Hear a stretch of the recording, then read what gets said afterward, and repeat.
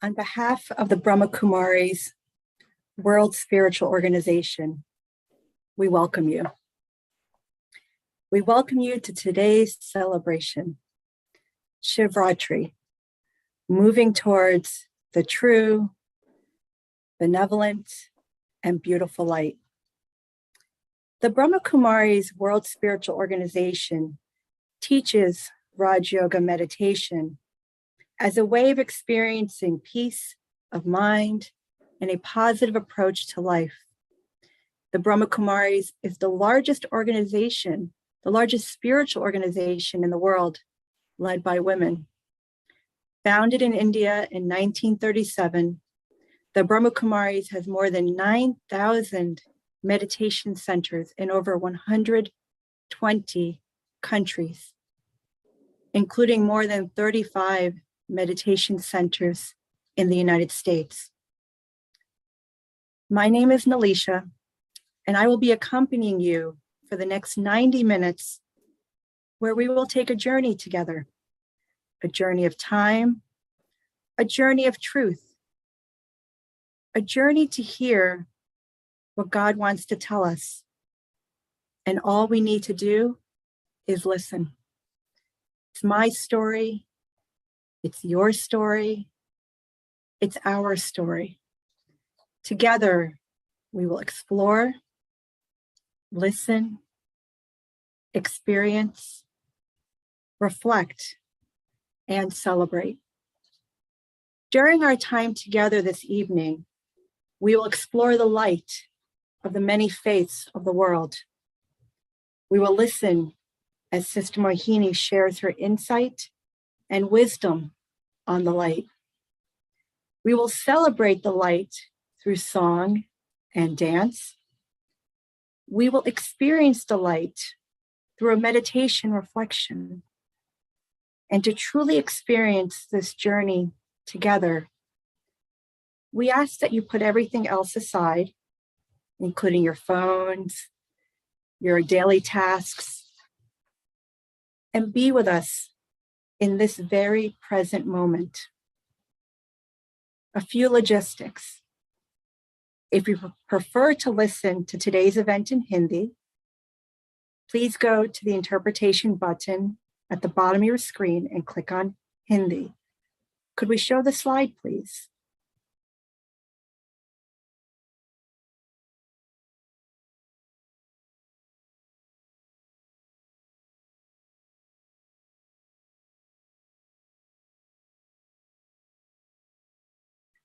Also, to access the recording from today, you can visit us on Facebook or YouTube, and the links will be provided to you.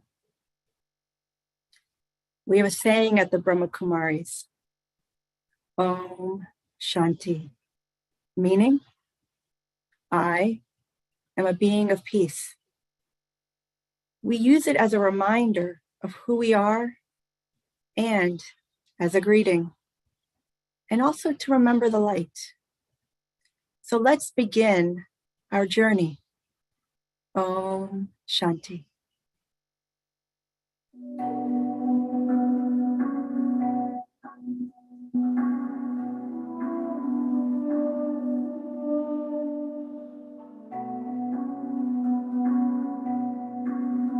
I am time. I am your most precious treasure. You may not recognize me because in a world full of sound and noise, I am silent, absolutely silent. And yet constantly moving. I have always been here, and I will always be here. And today, I am going to narrate to you a story, a unique story It is your story. The story of your search for the truth. The truth that will set you free. Liberate you from all the noise, the restlessness, the fears, and the sorrow.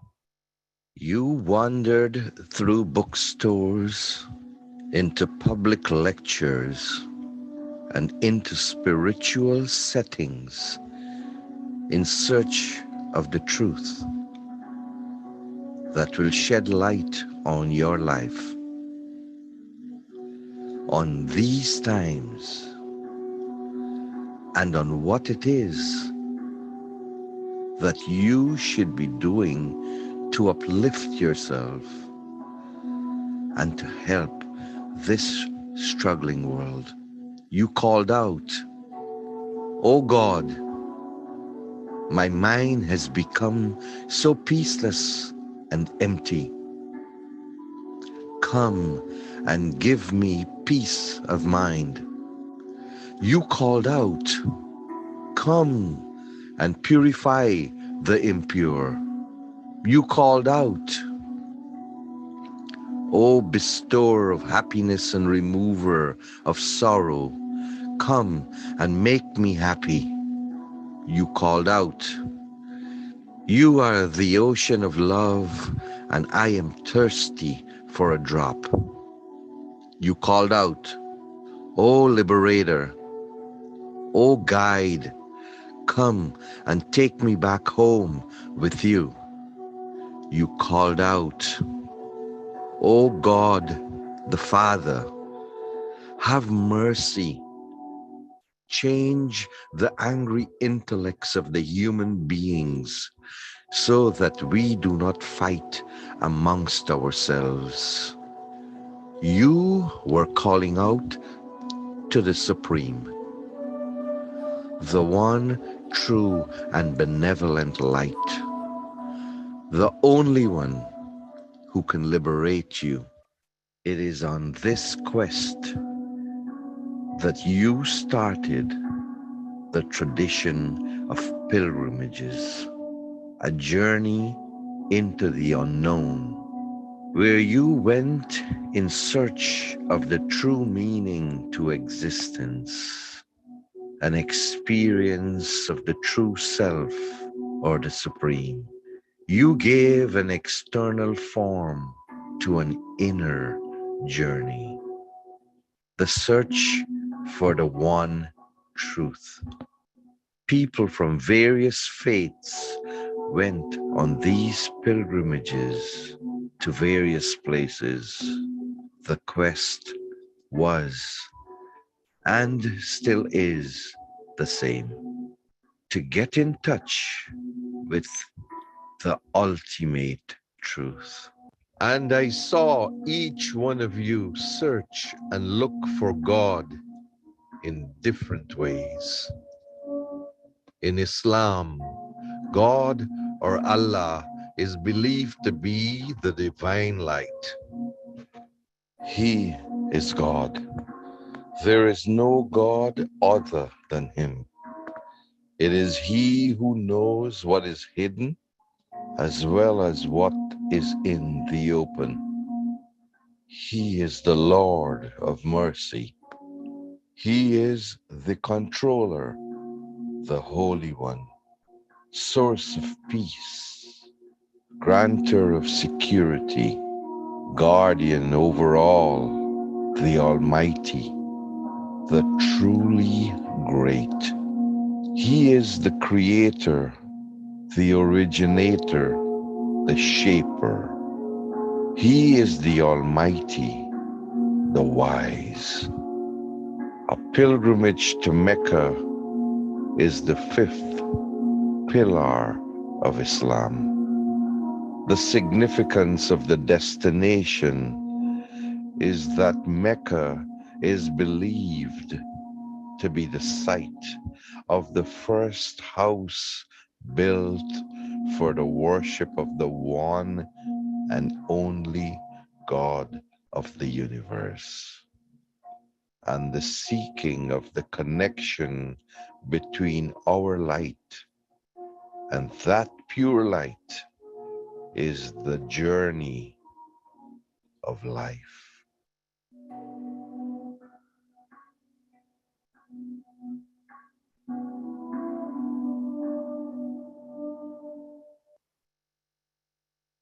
Name of Allah, the compassionate, the merciful. I'm going to read a verse from the Holy Quran, and the surah is called Hasr, which means the gathering. And this is verse 23 through 24.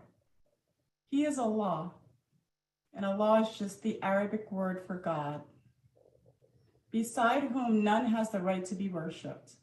The King, the Holy, the one free from all defects, the giver of security, the watcher over his creation, the Almighty, the compelled, and the supreme. Glory be to Allah, above all they associate as partners with him. He is Allah, the creator, the inventor of all things, the bestower of forms. To him belong the best names, all that is in the heavens and in the earth glorify him. And he is Almighty, the wise. Allah is also associated with 99 attributes that are named throughout the Holy Quran, which describe some of his qualities. He is the all-compassionate, the all-merciful, the source of peace, the forgiver, the trustee, the inspirer of faith, the light, the supreme one, the patient one, the wise, the nourisher, and the just. Allah is merciful to all of mankind. His mercy is endless, and Allah gives us all the opportunities to adopt and embody his qualities. We as Muslims, we strive and aim to embody these qualities. We are constantly reminding ourselves that Allah is in control and submit to his will. Thank you. In Judaism, God is one. God is incorporeal. God is eternal, just, merciful, holy, and perfect. God is omniscient. God is omnipotent. God is the creator of the universe. And each one can have an individual and personal relationship with God. The Ark of the Covenant is their most sacred relic and is the symbol of God's presence in their midst. A pilgrimage to Jerusalem 3 times a year is one of the commandments.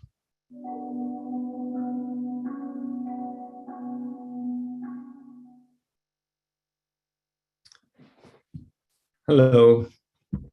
So, representing the Jewish faith, I would like to share with you today that even in Judaism, light is a metaphor of God, of spirituality, and of the soul and spirit in general.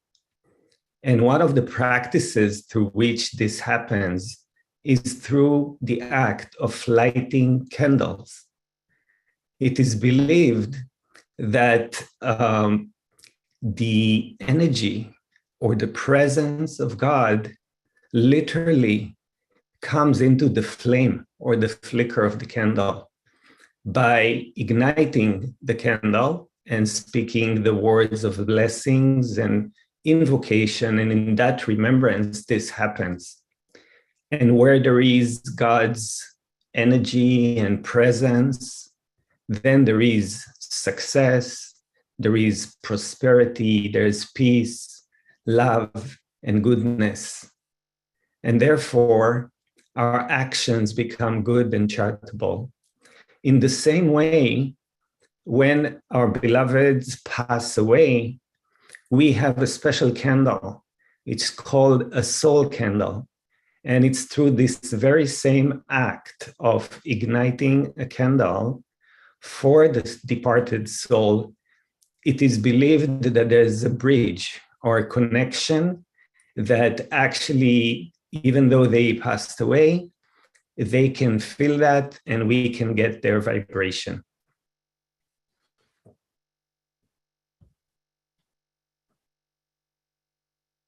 In Christianity, God is light, and there isn't any darkness in him. The light was the first thing created, and the first words spoken by God are, "Let there be light." Light, spiritual illumination, and truth. God is light, and he is the eternal, supreme being who creates and preserves all things. A human being is seen as standing between the recollection of life in paradise and his yearning to return to that paradise. The earthly life is a pilgrimage until he attains his eternal home of peace. The pilgrimage to the Holy Land is to step out of themselves in order to encounter God where he has revealed himself, where his grace has shone with particular splendor and produced holiness.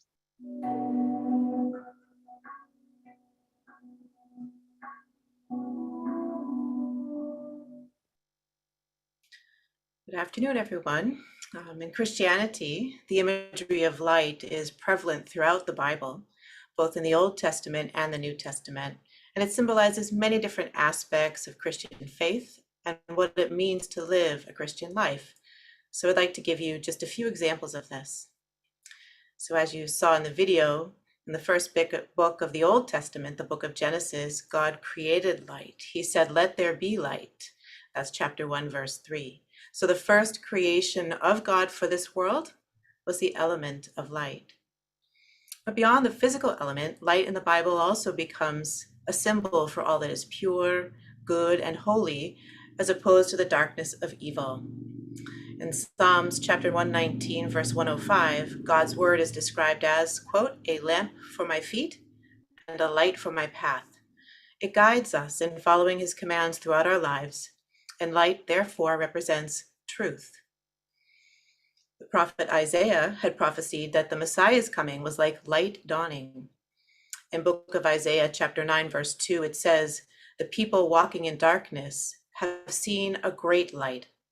On whose living in the land of deep darkness, a light has dawned."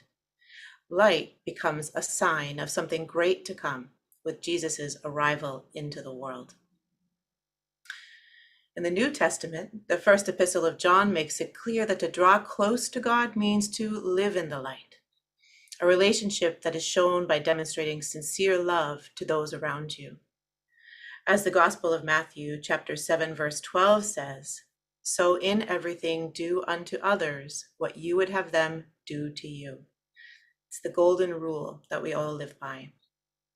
Jesus Christ alluded to his divinity by declaring in Gospel of John, chapter 8, verse 12, "I am the light of the world. Whoever follows me will have a life filled with light and will never live in the dark." And finally, Christians are called to be bearers of the light. Jesus said, "You are light for the world," signifying that we carry his light within us and are responsible to illumine the truth of Christ to others.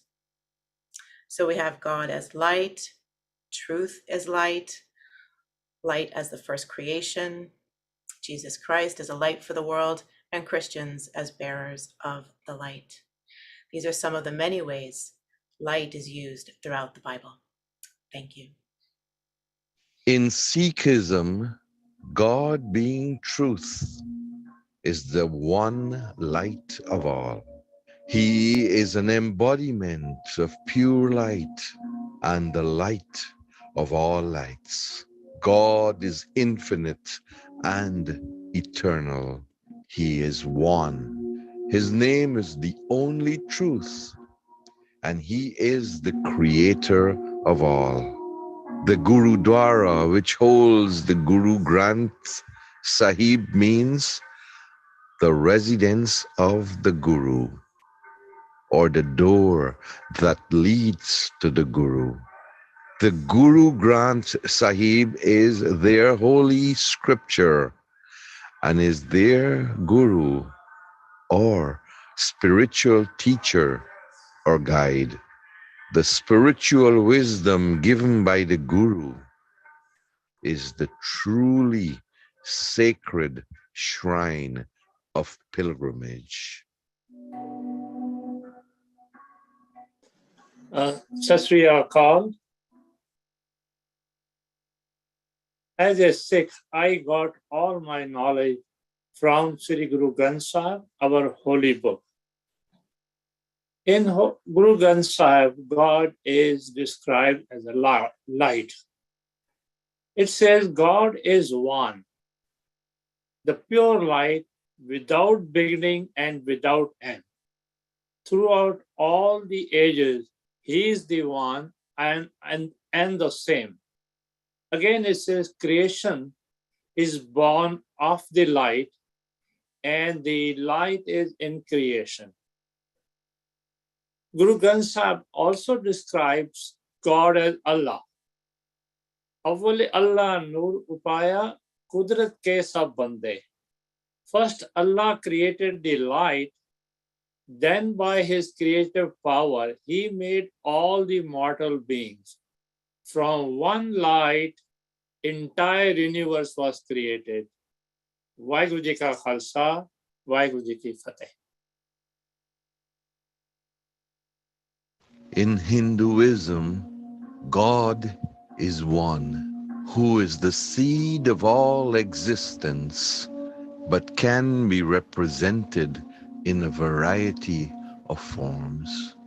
God is supreme, infinite, all-encompassing, omnipotent, eternal, immortal, the source, absolute, ineffable, inconceivable, transcendent, unchanging, universal Father and Mother, all powerful, beyond gender, unborn, beginningless, the absolute truth, the ultimate, the purifier, eternally divine, the most beautiful one, Lord of the universe.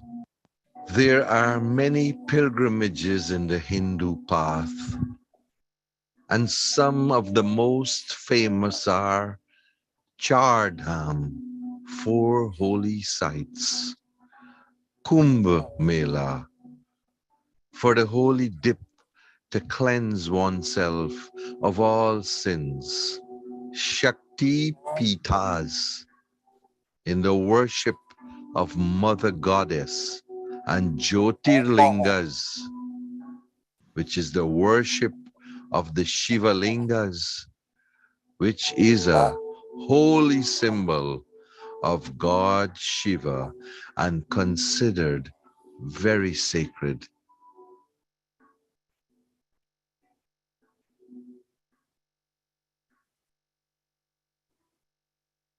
Hello. In Hinduism, Pasupatinath is one of the name of Lord Shiva. Pasu means the living beings, Pati means the protector, and Nath means the Lord, the Master. So Pasupatinath is the Lord or the Master of all living beings, including human beings. Pasupatinath is shown as an oval image called Sivalingam. Sometimes it is called Jyotirlingam because Pasupatinath is light.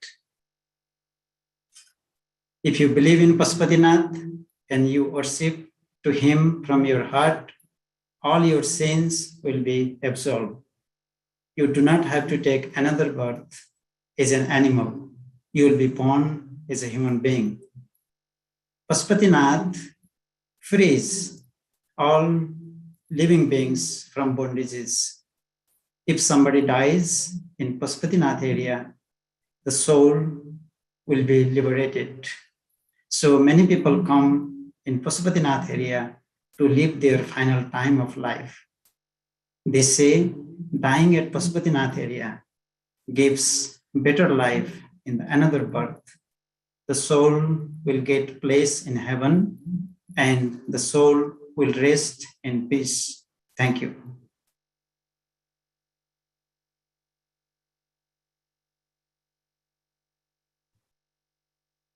Good evening, everyone. Hope you all are enjoying this beautiful journey that time is taking us on of our story of our search for the one truth, search for peace, search for liberation, search for happiness. We were searching through various faiths, through various beliefs, through visiting various pilgrimages. So in the continuation of that, we will now take all of you to one pilgrimage. So in Hinduism, that pilgrimage is of great importance, especially on this auspicious occasion of the Shivratri, which is the pilgrimage of Jyotirlingas. So we will take you through 12, the most renowned Jyotirlingas. And after that, we will listen to the time again to know about how, when, and where this search for the one truth will end. So let's take this tour together. Jyotirlinga, sign of radiance, or infinite column of light, or the eternal flame. There are 64 Jyotirlingas, out of which 12 Jyotirlingas are highly revered and very auspicious. It is believed that one who worships them with devotion and sincerity, all their sins are washed away and they will become worship worthy. Somnath, one who gives the sweet nectar of immortality as a gift of devotion. सौराष्ट्रदेशे विशदेतिरम्ये ज्योतिर्मयं चन्द्रकलावतंसं भक्तिप्रदानाय कृपावतीर्णं तं सोमनाथं शरणं प्रपद्ये तं सोमनाथं शरणं Mahakaleshwar, one who gives salvation and liberates from untimely death. अवन्तिकायां विहितावतारं मुक्तिप्रदानाय च सज्जनानाम् अकालमृत्योः परिरक्षणार्थं वन्दे महाकाल महासुरेशं वन्दे Mahakal महासुरेशम्. Grishneshwar, Lord of compassion and generosity. इडापुरे रम्य विशालकेऽस्मिन् समुल्लसन्तं च जगद्वरेण्यं वन्दे महोदारतरस्वभावं कृष्णेश्वराख्यं शरणं प्रपद्ये कृष्णेश्वराख्यं शरणं प्रपद्ये.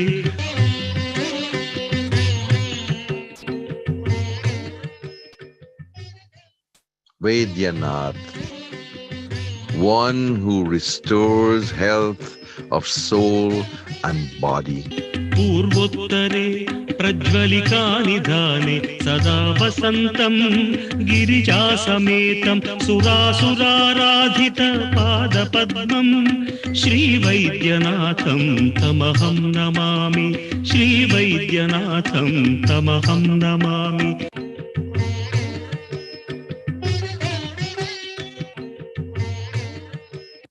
Kedarnath, the Lord of forgiveness, who fulfills all desires. महाद्रिपार्श्वे च तटे रमन्तं सम्पूज्यमानं सततं मुनीन्द्रैः सुरासुरैर्यक्ष महोरगाद्यैः केदारमीशं शिवमेकमीडे केदारमीशं शिवमेकमीडे Vishwanath, Lord of the universe and bestower of liberation. सानन्दमानन्दवने वसन्तम् आनन्दकन्दं हतपापबृन्दं वाराणसीनाथमनाथनादं श्रीविश्वनाथं शरणं प्रपद् श्रीविश्वनाथं शरणं प्रपद्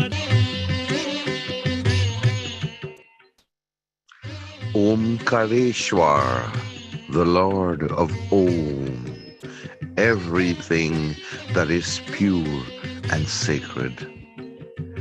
Nageshwar, one who liberates from the poison of vices. Trayambakeshwar, Lord of the Trinity, who fulfills all desires. Rameshwar, Lord of the deities. Bhim Shankar, one who burns evil and liberates from sin. Mallikarjuna, one who liberates from all sins and rebirth.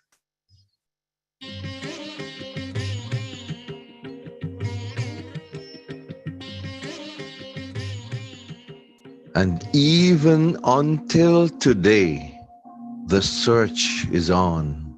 It has continued for more than 2,000 years. You are still wandering through bookstores, into public lectures, in search of the truth that will free you and show you the light at the end of the tunnel.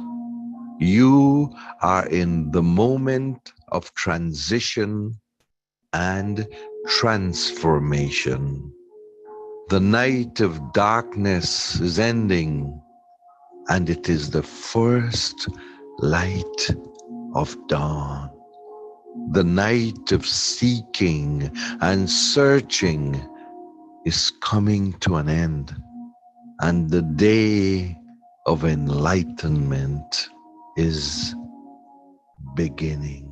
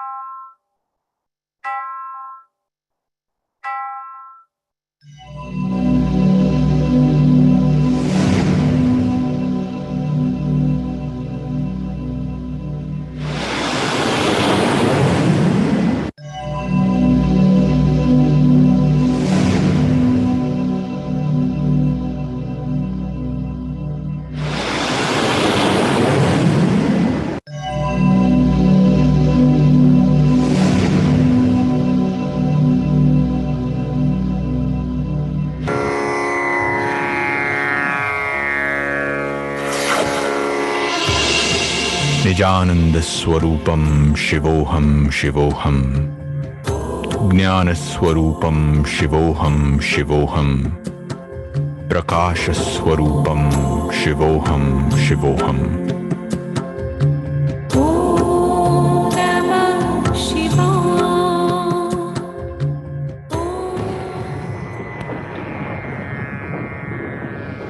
I am an embodiment of bliss. I am an embodiment of knowledge. I am light. You have been invoking me for so long and calling out to me, asking me to come. So I have come. We have remained separated for a long time. Child, you are a soul, and I am the Supreme Soul. And we are both eternal. You are my child, and you belong to me. I am your Supreme Father, and I belong to you. I am the one you have been calling out to come close to me. You have to know me as I am. I am the truth. I am the benefactor. And I am the beautiful one.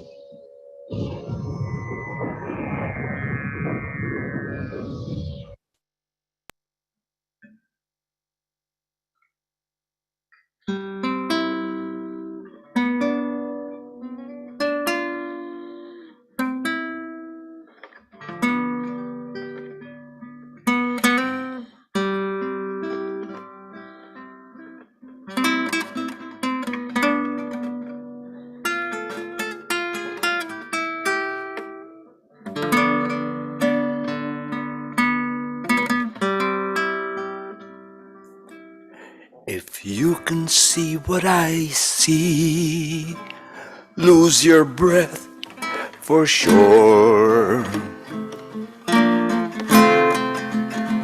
You are my perfect replications and the ones I adore.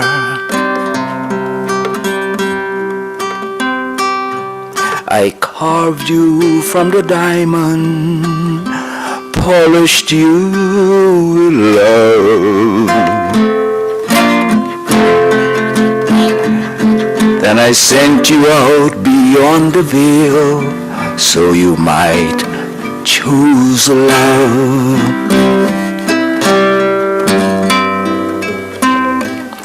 Oh, my sweet creations, your beauty makes me weak. Oh, my sweet creations, the whole world's at your feet. One day soon you'll see it.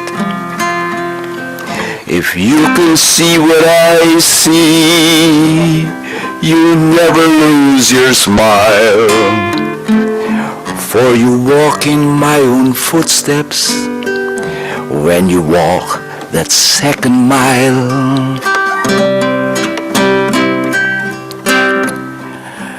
These are more than words, my love. This is poetry divine. My signature is everywhere, for all of life is mine.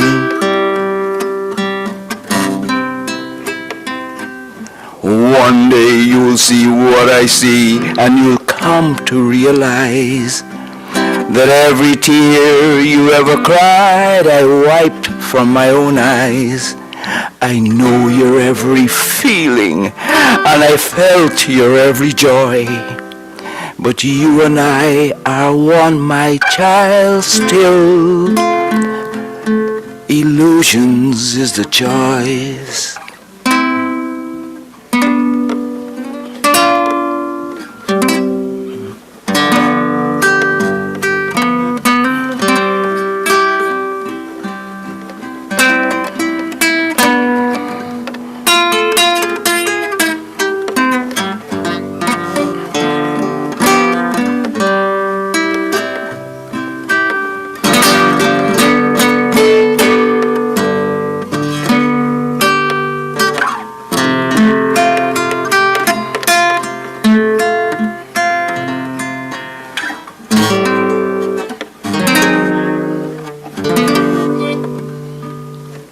If you can see what I see, lose your breath for sure.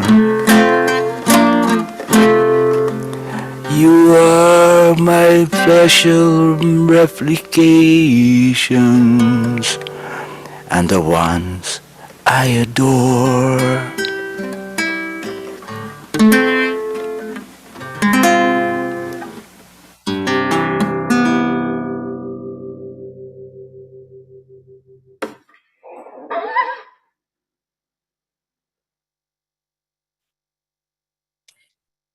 Thank you, Brother Terry, for bringing us into the experience of the beauty of one, as the song is titled. And now I'd like to introduce Sister Mohini. She is known lovingly and respectfully as Mohini Didi. Sister Mohini is the additional administrative head of the Brahma Kumaris. She has been with the Brahma Kumaris since childhood, starting out in India. In 1974, she began serving abroad, establishing the first meditation center for the Brahma Kumaris in North America, beginning in the Caribbean in 1976, and then in New York in 1978. Sister Mohini has more than 60 years of experience in Raj Yoga meditation. If I were asked to describe Sister Mohini, I would say she is nurturing, caring, courageous, insightful, lives based on truth, integrity, and faith. You may want to take notes during this segment.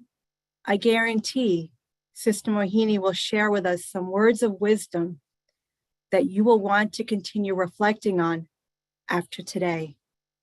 Welcome, Mohini Didi. Om Shanti. Greetings for this very, very auspicious festival of Shivratri. I know that this festival is celebrated all over the world, but mostly souls from the background who believed in God Shiva. Shiva and Ratri. What is the connection? Shiva is the one who is, we always say, Satyam, Shivam, Sundaram. One who is truth, one who is benevolent, and also one who is most beautiful. Because when there is truth, then soul is able to benefit and life becomes very, very beautiful. He's the one who is supreme.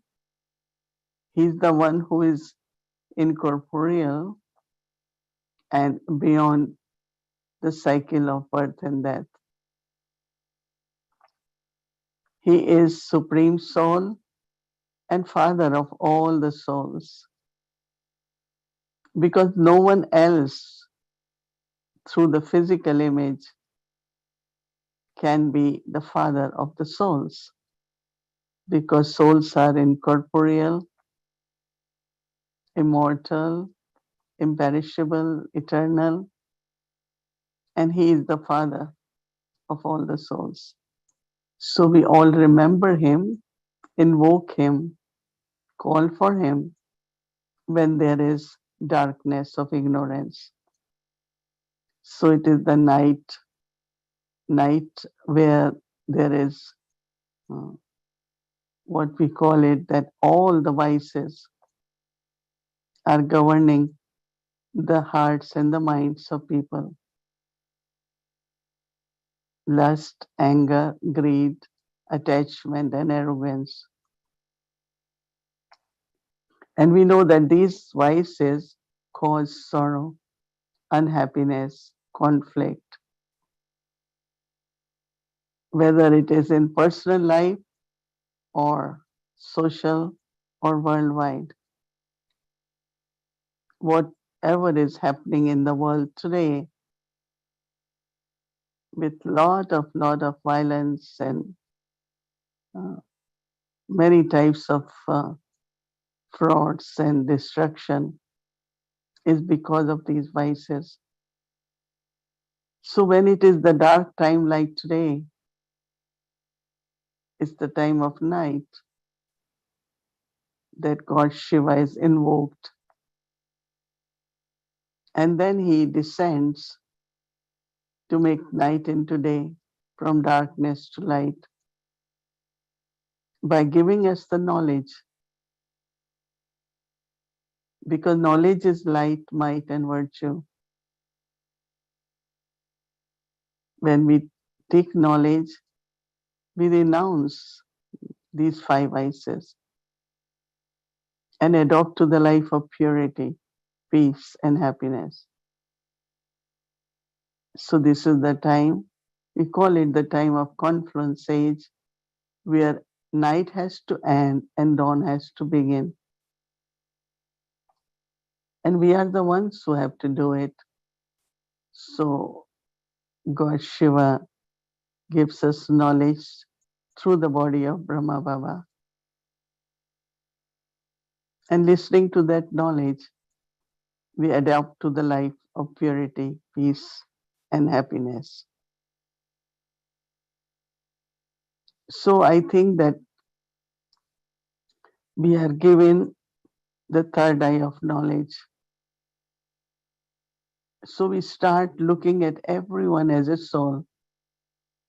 I am soul, a pure being, loveful, peaceful, and everyone is eternally pure, peaceful, and loveful. So when I have this brotherly love, brotherly vision, we share love, peace, and happiness with everyone.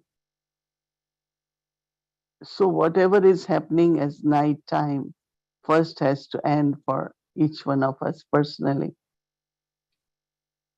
That means now I have light of knowledge. So whatever I see actually are the qualities within everyone, and share the qualities, virtues with everyone. God is giving us power now. So we have to take Shakti from Shiva, so that internally whatever negativity or any kind of conflict I have, I should be able to destroy that through that power of Shiva.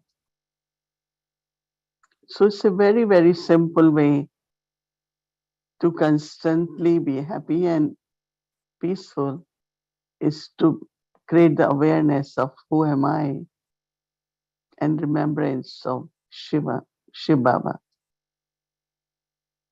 As much we do that, then night will change into dawn. Because whenever there is extreme of anything, then it has to finish and something new has to begin. He is the Father of not only all souls, but all saints, sages, prophets.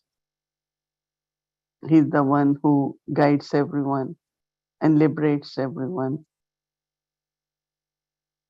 He takes us beyond whatever is happening in the physical world and brings transformation, not only in the souls, but with our purity, then the nature becomes pure also. Yes, devotees celebrate it in temples by pouring milk on image of Shiva in the form of Shivaling or Jyotirling, offer flowers, do fasting. But actually, real fasting is of vices. So, what God is offering us, and we have to share this message with everyone, have the fasting of vices. So, celebrate it, celebrate spiritually, so that we can see this transformation in the world. So, keep increasing your stage of soul consciousness and remembrance of Shiv Baba. Om Shanti.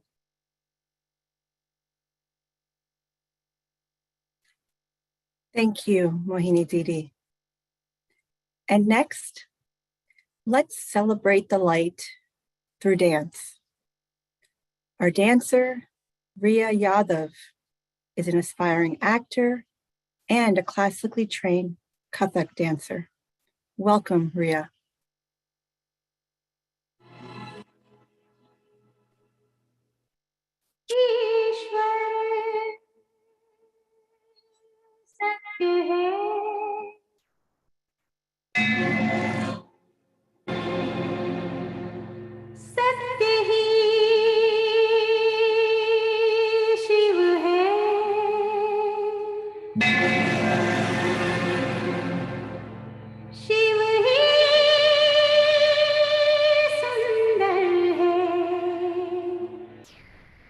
Ja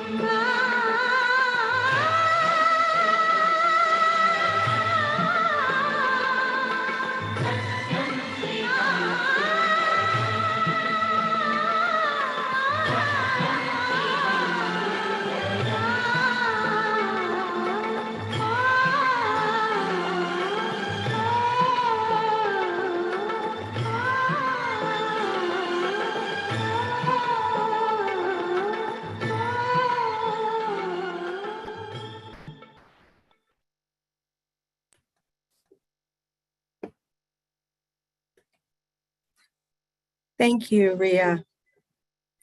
Now I'd like to introduce Sister Kala. Sister Kala is a board-certified pediatrician who chose in the middle of her career as a doctor to turn her attention from caring for the physical needs of her patients to attending to the spiritual needs of those in her connection. Sister Kala is currently the director of Peace Village, the Brahmakumari's Learning and Retreat Center in the Catskill Mountains in upstate New York.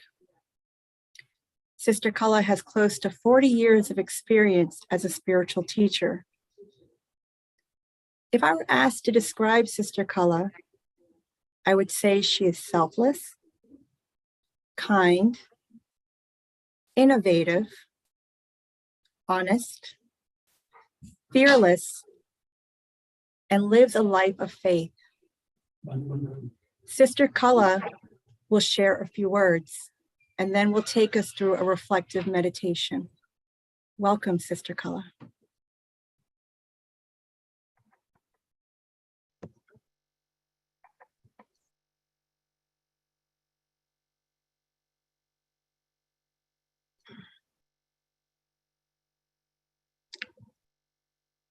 Om Shanti.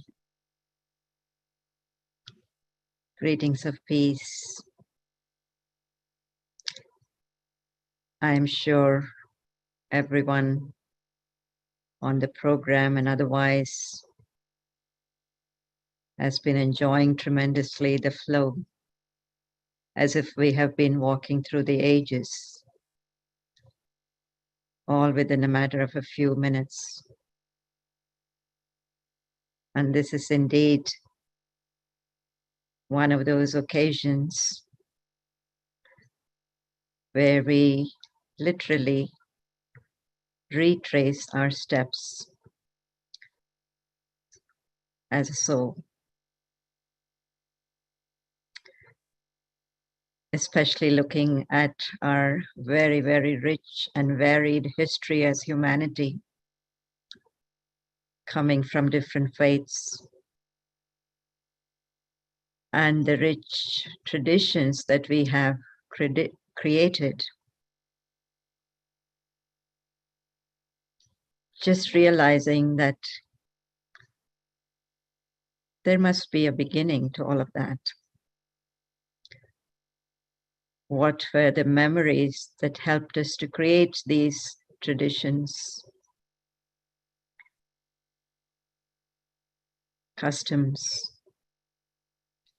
rituals, observances?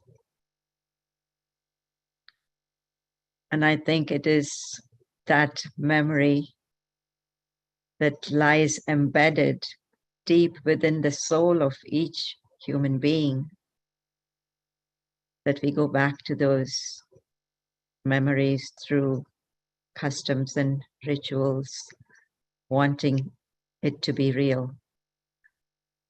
As they would say, wishful thinking, calling out, hoping that that would actually happen today, now, as we face the dark times. So as we are celebrating this festival of Shivratri,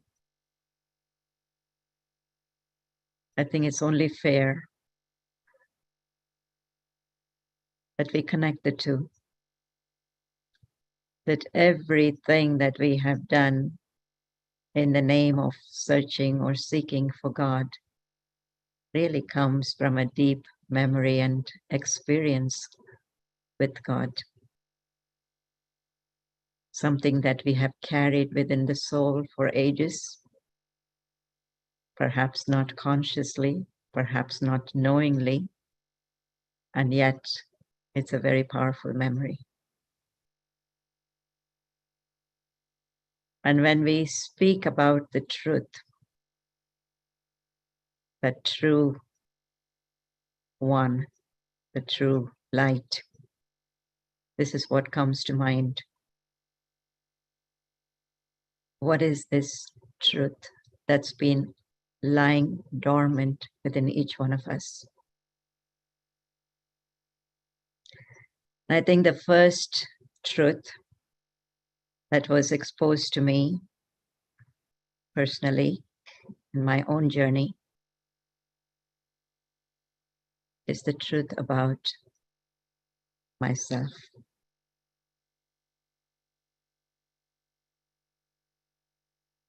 The identity that had been lost for a long time,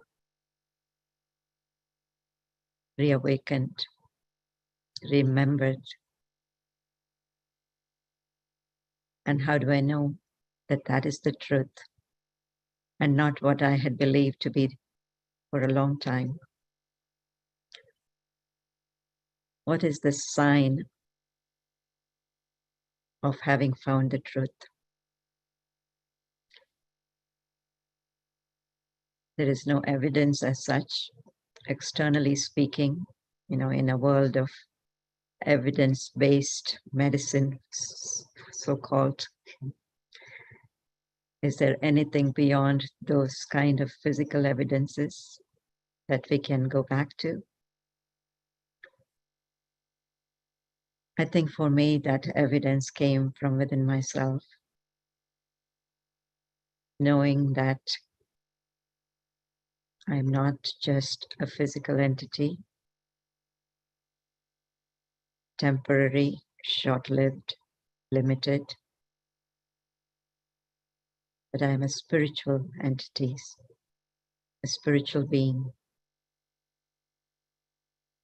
unlimited and forever, eternal. And most importantly, the qualities within me, the spiritual being,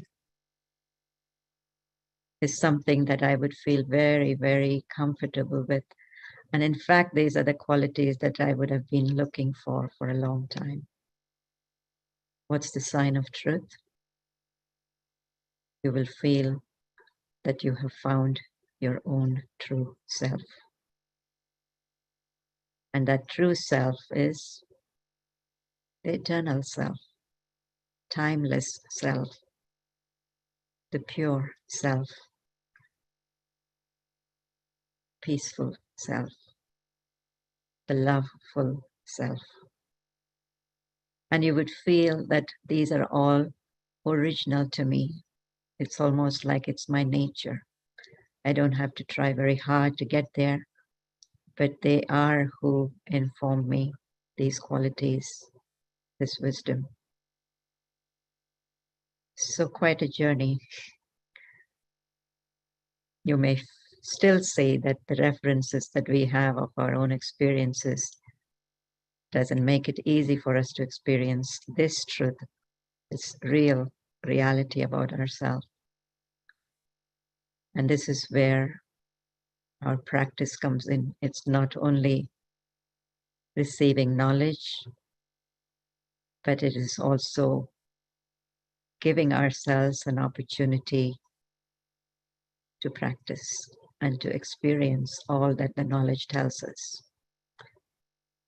For example, the first truth, as I was saying, is about myself, that I, myself, am a being of light. And so we should definitely be able to experience that pure being, that pure consciousness. The second aspect of that truth, as you have been hearing so much about, that one that we call God, the Creator, the one who comes to remove the darkness,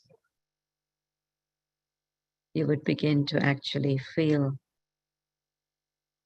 the truth of that light in your life as well. What kind of light does God bring into our life? Definitely the truth of knowledge, the light of knowledge, but also the power of knowledge, also the beauty of knowledge. And the third truth that we must absolutely know also the truth about the world we live in, the times we live in,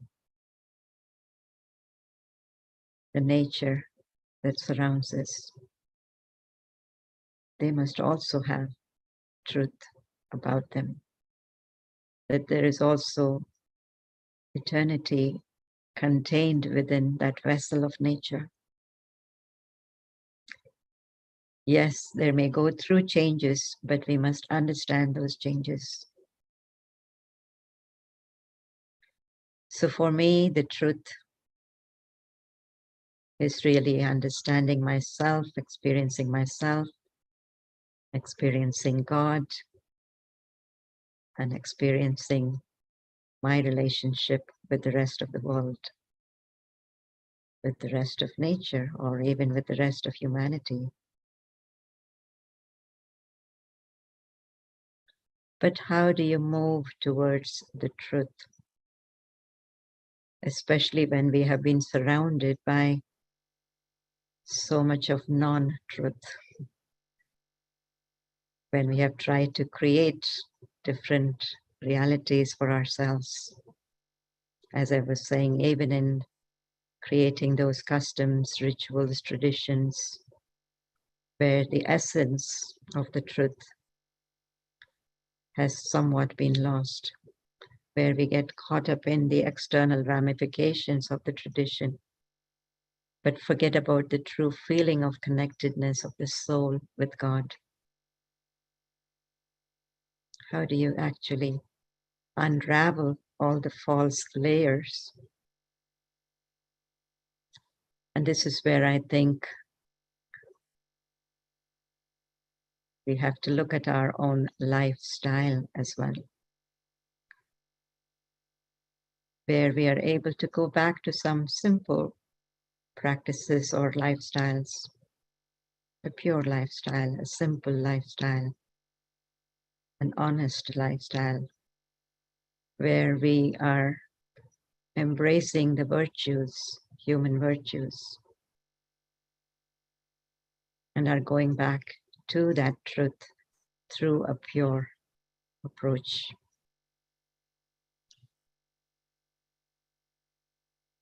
And as you are able to recognize the truth and follow the truth, I really feel that you are able to experience the benevolence of that light. It actually brings benefit. For example, in my own circumstance, as you heard, the big question in my mind was always, am I really bringing benefit to the people that I serve? This was before I started to meditate and to embrace the knowledge of Shiv Baba. Am I really bringing benefit? And the question would always remain unanswered, that there must be more that we can do when a person is suffering. Yes, of course, you can take care of the immediate suffering or the pain, but there are causes within the soul that we must address. There are emotions that we carry, the guilt that we carry, fears, anxieties. How do you take care of all of that? And this is where the connection with the Supreme comes in. That after knowing the truth of that Supreme, it is important for us to connect on a very deep level, soul to soul, so that the soul is able to receive the qualities, the vibrations, the feelings of love, care, respect, appreciation, first of all for the self, so that all of these layers that we have carried, not only of false beliefs, but also of the various emotions that we have carried, of disappointments, of hopelessness, of lack of trust, all the things that we think of as normal in human relationships, and yet they weigh so heavily on the human soul. Even so much as to create physical illness, physical problems. So it is only when we are able to connect with God, the supreme light, the truth, the benevolent one, that we ourselves are able to experience the benefit of that being. That I can be healed. I can be comforted. I can feel appreciated. I can feel respected when I'm in the company of that one.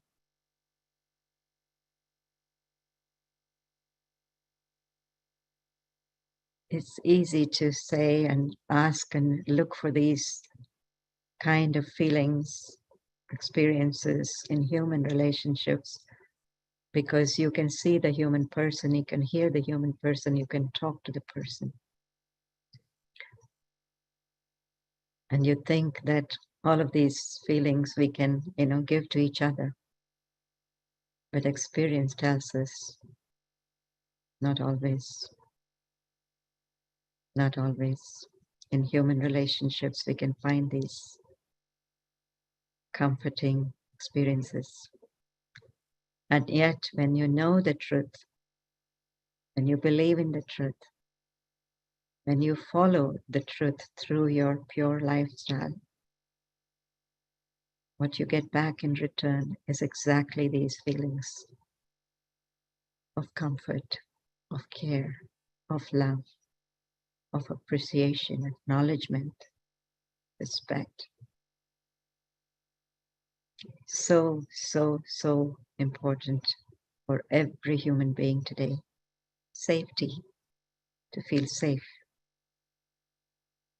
And so I think the benevolent one, when we get close to that one, you actually feel all these feelings. And for me, the beauty of that one, the beautiful one, because we are talking about spiritual beauty here. Spiritual beauty is that fullness of virtues, fullness of qualities, compassion, courage, enthusiasm. Name it when it's there. The source, in fact, of all the virtues. And so for me, going towards that beautiful one, it's very infectious, contagious. When you go towards that one, you become beautiful too. You heard a little bit earlier about how the vices have created a lot of chaos in the world. We also know from personal experiences how it has made us ugly. I want to use the word ugly because of referring to character. And who is to change that? Who can really come and transform us into beautiful ones again? Fill us with virtues again. Remove the thorns. Make us into flowers. Make us fragrant. And it's again exactly that one who is called the truth, the benevolent, and the beautiful one, Shiva. Lovingly for us, Shiv, Baba, or even sometimes just Baba. And why Baba? Because that one is our very, very beloved Creator, Father, and of course, Mother as well. And even this simple relationship of a father and child reminds us that we don't have far to go to experience those same qualities of truth and benevolence and beauty within our own self. Because Creator must have given those qualities to the creation. A father would definitely give something to his children, even in the form of genes, right? Physical genes, of course, as physical children. But as our spiritual father and us being his spiritual children, we have definitely inherited those genes of peacefulness, of loving nature, of being joyful. These are all our natural, original qualities. And so can we experience that beauty within ourselves through connecting with that beautiful one. So the important, I think, the essence of what we have been talking about is, yes, knowledge is important. We need to know him. We need to know ourselves. We need to know who we are to each other. But ultimately, it boils down to very, very simple practices of what you again heard before. Practice of being conscious of the self as a soul, conscious of myself as a soul, being a child of the Supreme Soul, Shiv Baba, and conscious of my relationship with everyone around me, also as souls. And again, that relationship of love and respect that I can have with nature that surrounds me, including this body. To really look at it and treat it with a lot of appreciation, gratitude, respect. And so I think we cannot do that just at the flip of a finger and say, I can be there. I can be close to that light that is true, that is benevolent, that is beautiful. You must take a few steps at a time, but consistent steps. And anywhere you go within the Brahma Kumaris family, and everyone that has spoken today, or you would come across, has this speciality, that they are treading the path of those steps leading to that truth, leading to that benevolent one, leading to that beautiful one, but not waiting to reach there and to one fine morning say that I have reached there. But within the journey, within the path, within each step, are able to actually experience the presence of that true, benevolent, beautiful one. And this is the beautiful journey of Raj Yoga, the connection of the soul with the Supreme Soul. The same Raj Yoga that has been mentioned many times before, but not in the right context of who is able to teach that yoga, that connection. It's not until Shiva, our father, becomes our teacher himself that we get to learn that, how to rise above the mundane and to know ourselves in our most original true form as that divine being. So I think the call right now is for us to experience that journey. The journey of moving towards the true, benevolent, beautiful light. And if I may, I'm going to invite you to follow some of the thoughts will be suggested. Follow them in your mind. And allow yourself to expand inside to that awareness of what the words will say.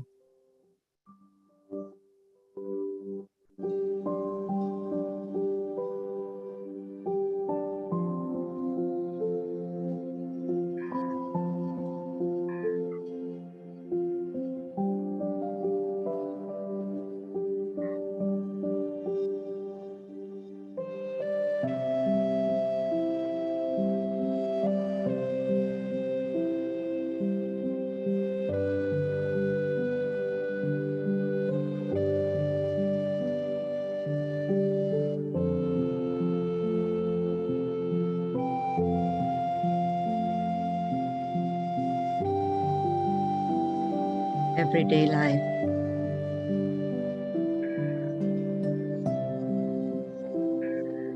Day-to-day events.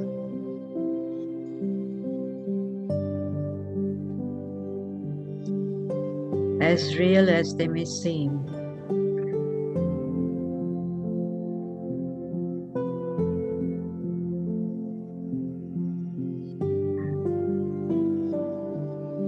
There is a reality and truth beyond all of that.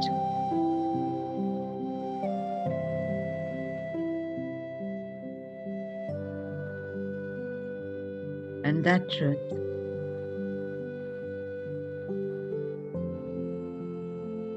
is that I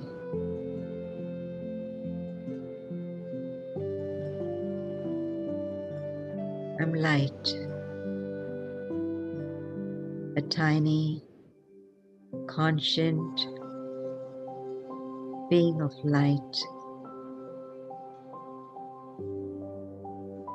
giving life to this body, and yet separate from the body.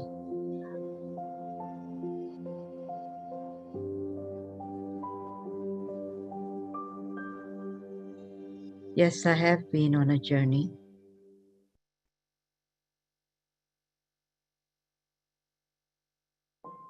The physical plane.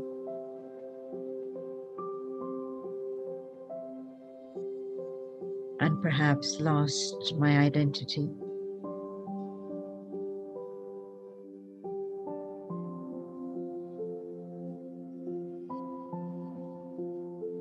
And now I'm ready for the light of God.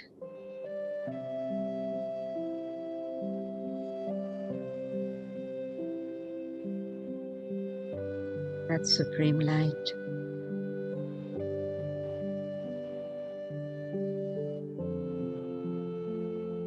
That can throw light.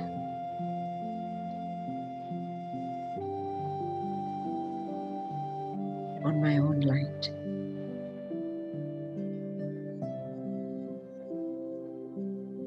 That can remind me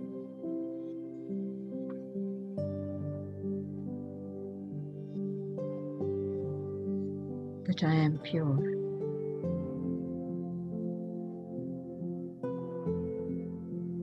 I am peaceful. I am loveful.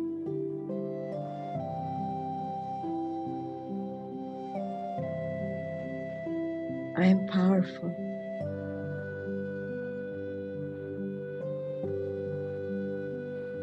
Why?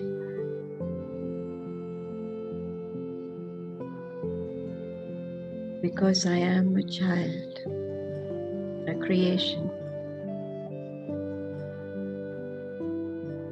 of the purest.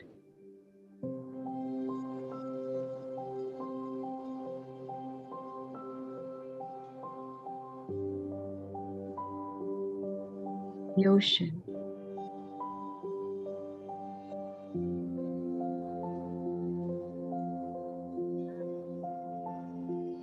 The all-powerful.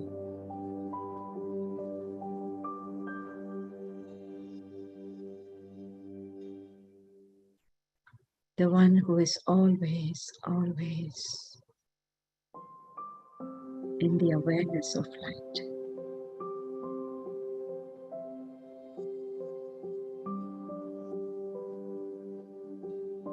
And therefore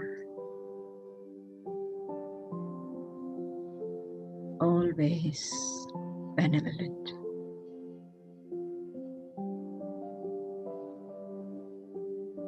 Always bestowing.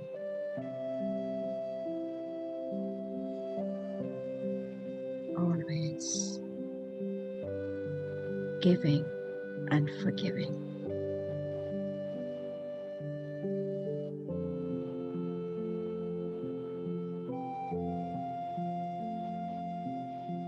Such is my father and mother.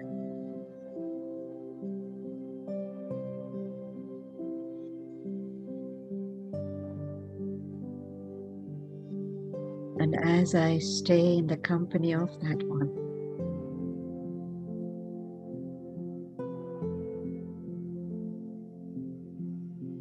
I'm colored by those same attributes, qualities.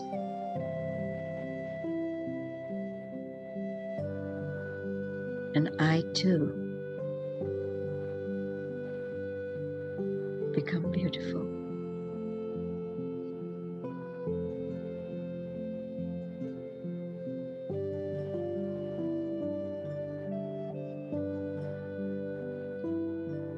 So let me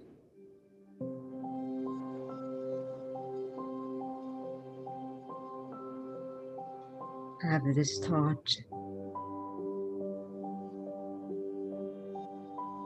for this journey that I'm on,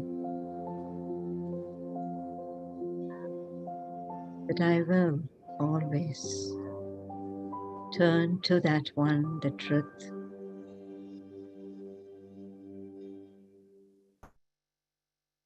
and follow the guidance of that one.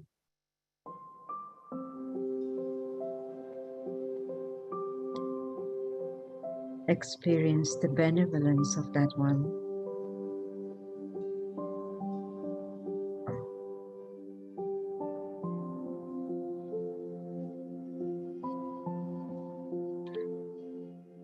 And will become like that one, beautiful.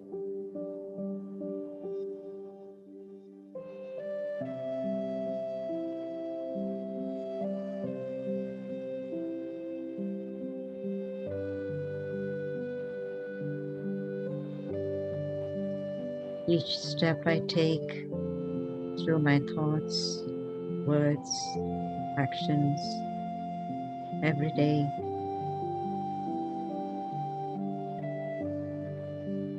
I will remember that this is the most important part of my journey.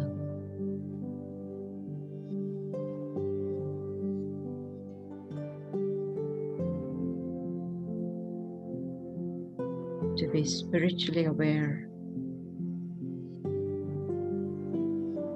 and to move towards the true, benevolent and beautiful light, Shivratri.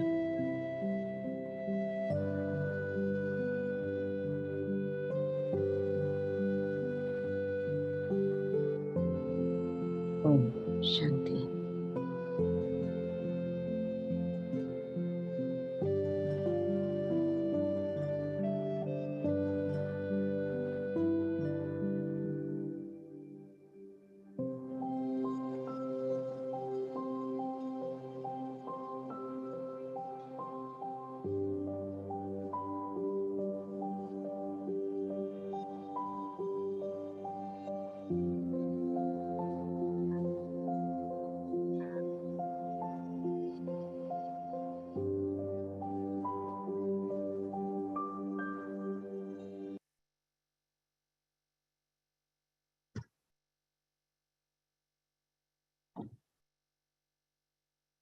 After a reflective meditation experience like that, it's not always easy to come back into sound, is it? I wanted to acknowledge all the hands, the minds, and time everyone both in front of the screen and behind the screen gave to put together this evening's beautiful program, or shall we say, journey. Today's collaboration was a joint effort between the Brahma Kumaris meditation centers in Boston, Danbury, Connecticut, Pittsburgh, Great Neck, New York, Manhattan, Cinnaminson, New Jersey, and Edison, New Jersey. If you're interested in taking the foundation course in Raj Yoga meditation, attending workshops or other events, or just want to learn more about the Brahma Kumaris, we encourage you to contact your nearest Brahma Kumari center. At the end, we will share the contact information for each of the meditation centers I just mentioned. As we're nearing the conclusion of our time together today, one of the ways that we at the Brahma Kumaris like to send everyone off is by offering a sweet, which we call toli. Toli is made while in the remembrance of God, the light, Shiv Baba, and a blessing, an inspiration to carry with you. If we were in person, we would be giving a toli and blessing to each one of you. But since we are virtual and we took this journey together, here is your virtual toli and blessing to share together. You are the light that is awakened to your connection with the true, benevolent, and beautiful light. Thank you, everyone. Thank you for taking this journey together. And we will see you next time. Om Shanti.